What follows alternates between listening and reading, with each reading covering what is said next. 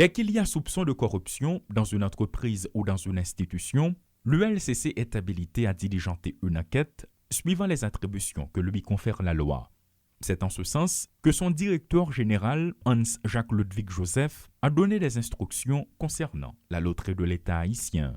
Pour chercher des faits, documents, des informations, des pièces. Donc c'est sous base de ça que l'ULCC s'était effectivement rendu la loterie de l'État haïtien. On a perquisitionné, a fait des saisies, on a effectivement posé des scellés, mais sur des classeurs, sur des coffres. L'ULCC a demandé aux responsables de la loterie de mettre à sa disposition des documents administratifs toujours dans le cadre de l'enquête. Après des mois d'attente non satisfaits, l'unité de lutte est passée à l'action. Hans-Jacques Ludwig Joseph a ordonné une fois de plus ce mardi aux inspecteurs de poursuivre l'enquête. Depuis janvier, que directrice générale là, Tava, je précise, Tava a une éventuelle implication.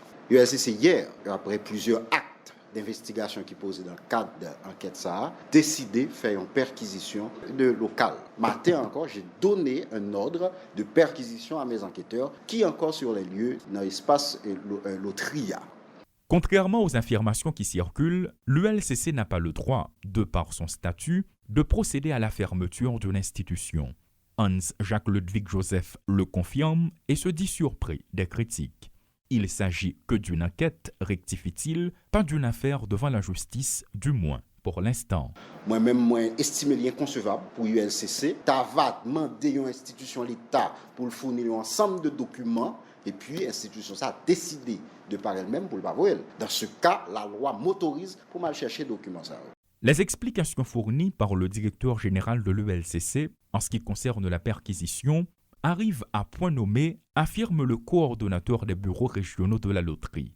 Rolex Pierre explique que les syndicats de l'institution ont soumis des doléances aux autorités. En novembre 2020, IGF, qui c'est l'Inspection générale des finances, a décidé pour être capable de dresser un premier rapport sur le fonctionnement de l'institution. Et malheureusement, par rapport à rapport ça, on s'est rendu compte que la gestion était vraiment catastrophique. Cette descente des lieux des agents de l'ULCC pouvait être évitée selon les constats. Depuis en janvier 2021, l'unité sollicite la coopération des responsables.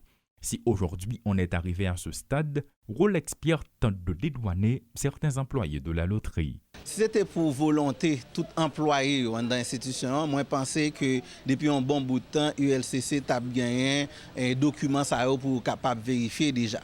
Et malheureusement, ce n'est pas employé dans la réalité qui a décidé.